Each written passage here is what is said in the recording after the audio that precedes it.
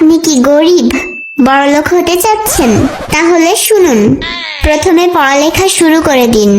দিনরাত এক করে পড়াশোনা করুন, এরপর পরীক্ষায় ফেল হয়ে যান। তারপর রেজাল্ট শিটটা আপনার বাবাকে গিয়ে দেখান। সেই রেজাল্ট দেখে আপনার বাবা আপনাকে একটা ফুচকার দোকান দিয়ে দিবে, আর সেই দোকানে অনেকগুলো মেয়েরা ফুচকা খেতে আসবে। সেই সব মেয়েগুলোর মধ্যে সব থেকে বড়লোক বাপের মেয়েকে আপনাকে খুঁজতে হবে।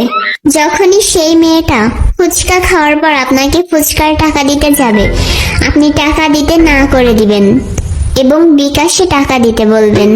বিকাশে টাকা দেওয়ার ফলে আপনি তার নাম্বারটা পেয়ে যাবেন। তারপর ওই নাম্বারে আপনাকে মেসেজ করতে হবে।